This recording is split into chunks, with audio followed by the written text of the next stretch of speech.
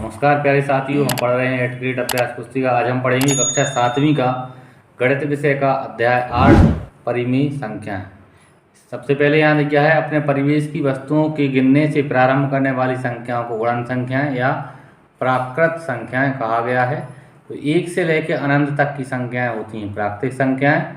अगला है प्राकृतिक संख्याओं में अगर हम शून्य को सम्मिलित करने पर प्राप्त संख्याओं को पूर्ण संख्याएं कहते हैं। यदि हम प्राकृतिक संख्याएं जो 1 से अनंत तक शुरू होती हैं उनमें अगर हम शून्य को शामिल कर लें तो शून्य से लेकर अनंत तक की संख्याओं को पूर्ण संख्याएं कहते हैं। ठीक, आगे बढ़ते हैं,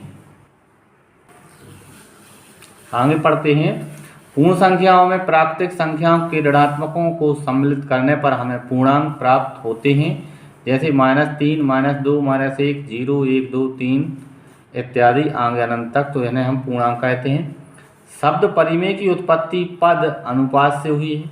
अनुपात 4:5 को 4/5 भी लिखा जा सकता है, जहाँ 4 और 5 प्राकृतिक संख्याएं हैं। इसी प्रकार दो पूर्णांक p और q का अनुपात p/q एक परिमेय संख्या है, जहाँ q बराबर नहीं है 0 के। p/q में पूर्णांक p अंश है तथा पूर्णांक q हर है। ऐसी परिमेय संख्याएं जो परस्पर बराबर हों एक दूसरे के समतुल्य या तुल्य कही जाती हैं। पहला प्रश्न साथियों विकल्पीय प्रश्न है। परिमेय संख्या p/q में q का मान नहीं हो सकता, तो 0 के बराबर q का मान नहीं हो सकता। यहाँ ए ऑप्शन सही है।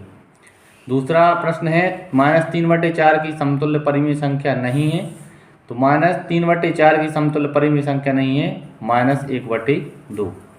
-6/8 भी तुल्य भिन्न है इसकी, -12/16 और -3/4 माइनस की ये भी है। आंसर हमारा डी होगा 1/2 माइनस की। तीसरा प्रश्न है -2/14 का मानक रूप है, तो माइनस से माइनस कैंसिल हो जाएगा, 2 से हम 14 को काट लेंगे तो 1/7। डी ऑप्शन हमारा सही आंसर आ जाएगा। आगे चौथा प्रश्न है कौन सी परिमेय संख्या भिन्न नहीं है, तो कौन सी परिमेय संख्या भिन्न नहीं है, तो इसका आंसर होगा हमारा डी -2/5। -2/5 जो है वो परिमेय संख्या भिन्न नहीं है। आगे बढ़ते हैं। दो परिमेय संख्याओं के बीच परिमेय संख्याएं होती हैं, तो इसका आंसर है असीमित। दो परिमेय संख्याओं के बीच में परिमेय संख्या कितनी होगी? असीमित। आगे है -3/11 धन 5/9 का योग ज्ञात कीजिए, तो -3/11 धन 5/9 बराबर होगा, लघुत्तम लेंगे 11 नाम 99, माइनस से माइनस एक कैंसिल हो गया है, तो इसको 9 का गुणा करेंगे तो 9 3 27, और इसमें 11 का गुणा करें तो 11 5 55, 27 और 55 जोड़ देंगे तो आएगा 82, 82/99 हमारा आंसर हो जाएगा। अगला 7वां प्रश्न है 5/63 माइनस कोष्टक के अंदर है -6/21 का मान ज्ञात कीजिए, तो माइनस और माइनस का हम जब गुणा करेंगे तो यह प्लस हो जाएगा, यानी 5/63 धन 6/21। अब लघुत्तम लेंगे तो 63 और 21 का लघुत्तम आएगा कितना?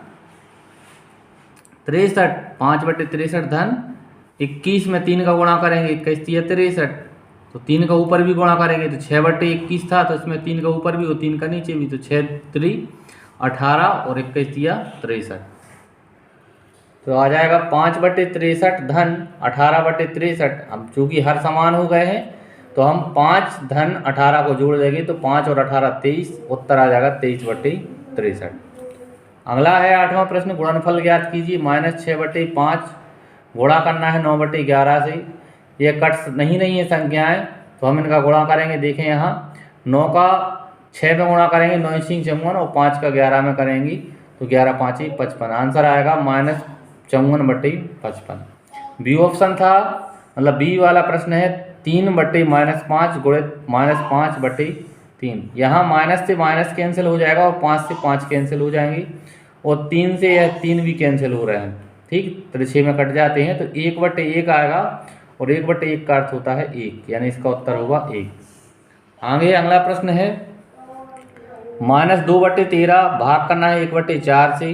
ठीक, तो -2/13 भाग करना है 1/4 से बराबर -2/13। -2/13 गुणित 4/1। यह जो भाग में करना था 1/4 से, इसको हमने यहाँ पलट लिया, भाग के स्थान पे गुणा का निशान, और ये संख्या पलट जाएगी भाग वाली। अब 4 का गुणा 2 में करेंगे तो 4 दूनी 8, तो -8 और 13 एकम 13। यह हमारा आंसर होगा -8/13। अगला प्रश्न है -3 एवं -2 के बीच में 3 परिमेय संख्याएं लिखी। तो हमें -3 और -2 के बीच में 3 परिमेय संख्या लिखना है। तो हमने -3 में अंश और हर में, यानी -3 में गुणा करेंगे 4/4 से। अगर हम बराबर संख्या को गुणा करें 4/4 से तो कोई संख्या में अंतर नहीं आएगा। 4/4 से हम 4 काट भी सकते हैं। तो 4 से गुणा किया -3 में, तो 4 3 12, तो -12/4। अगर इसको हल करेंगे 4 से 12 काटेंगे तो 3 हमारा उत्तर आ जाएगा। ऐसे ही हम -2 में भी 4/4 से गुणा करेंगे। तो 4 से गुणा करेंगे 2 में, तो -8, 8/4 हमारा इसमें आ जाएगा। अब -12/4 और -8/4, चूँकि हर कैसे हो गए हैं, अब समान हो गए हैं, तो हम इनके बीच की संख्या लिख लेंगे।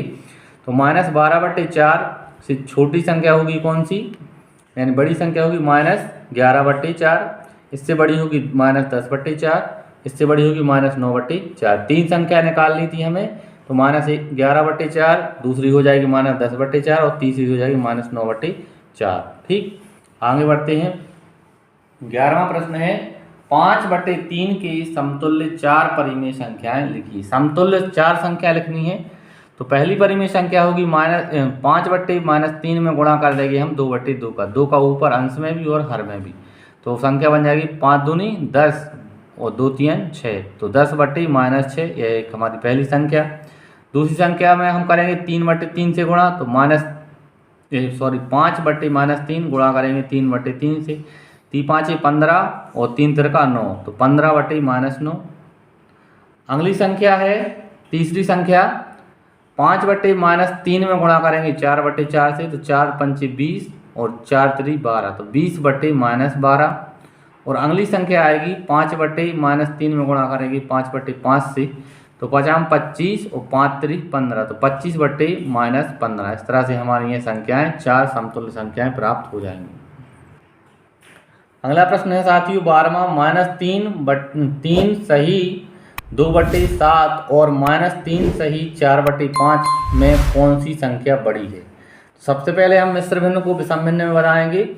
30 आते 21, 21 और 2 23, तो -23/7 और 5 3 15, 15 और 4 19, तो -19/5।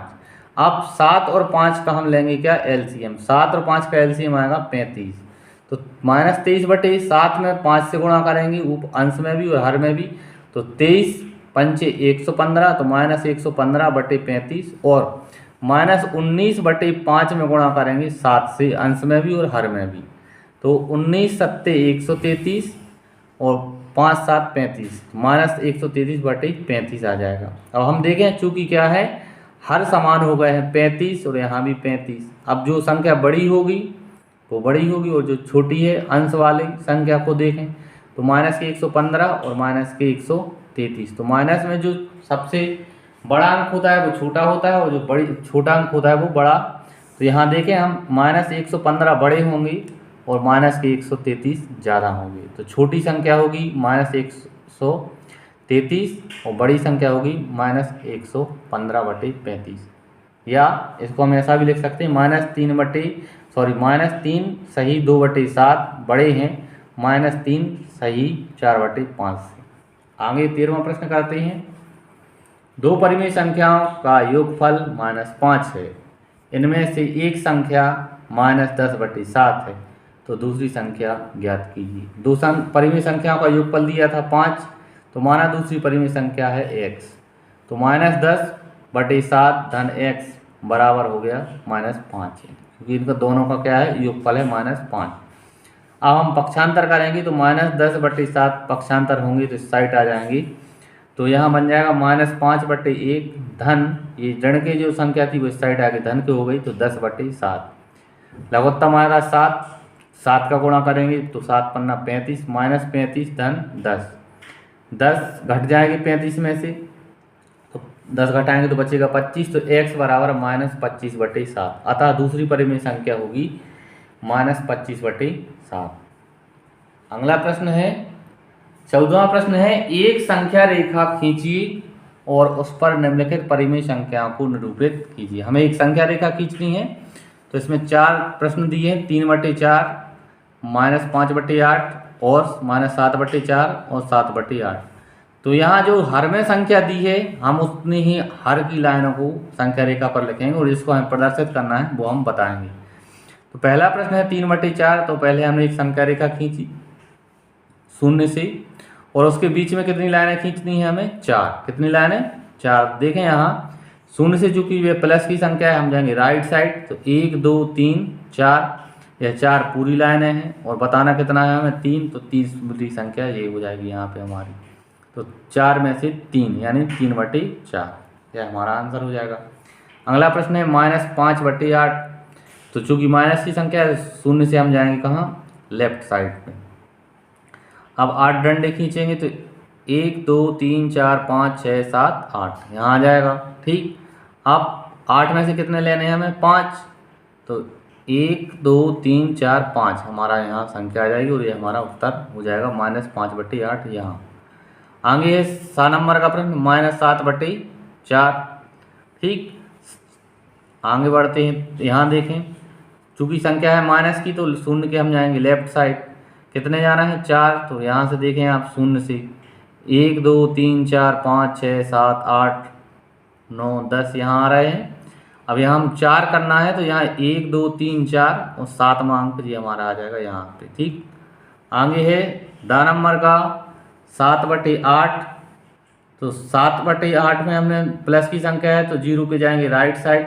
सबसे पहले देख लें 1 2 3 4 5 6 7 8 पर जाएंगे। 8 में से हमें बताना कितना है? 7। तो 1 अंक हम पीछे आ जाएंगे एक संख्या रेखा पर, तो यह हो जाएगा हमारा आंसर। आगे है 15वां प्रश्न, निम्नलिखित परिमेय संख्याओं को आरोही क्रम में लिखिए। परिमेय संख्याओं को हमें आरोही क्रम में लिखना है। 1/3, -2/9, -4/3। 3 हर हैं जो हमें उनका एलसीएम लेंगे। 3 9 और 3 का एलसीएम आएगा 9। ठीक, अब 1/3 को हमें हर में 9 बनाना है तो 3 का ऊपर गुणा 3 का नीचे गुणा, तो 3 3 9 और 3 का 1 कम 3, तो 3/9 आ जाएगा। फिर -2/9 में गुणा करेंगे, 9 हैं इसमें चूँकि, तो 1 का गुणा करेंगे तो -2 गुणित 1/1, तो यहाँ 2 एकम 2, तो अंत में आ जाएगा -2/9। और लास्ट है -4/9।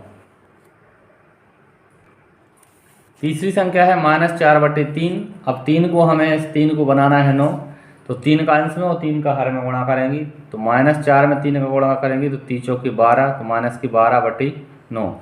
अब आरोही क्रम में हमें लिखना है, आरोही क्रम यानी वर्धा क्रम, तो -12/9, फिर -2/9 और लास्ट में आएगा 3/9। यह 3 प्लस के हैं तो यह बड़े होंगे, उससे छोटा 2 और उससे छोटा 12 माइनस की। ठीक, तो आगे अब इनको हम प्रश्न के अनुसार जमा लेंगे, तो -4/9, फिर उसके बाद आएगा -2/9 और सबसे बाद में आएगा 1/3। तो 1/3 सबसे बड़ा है, उससे छोटा है -2/9 और उससे छोटा है -4/9।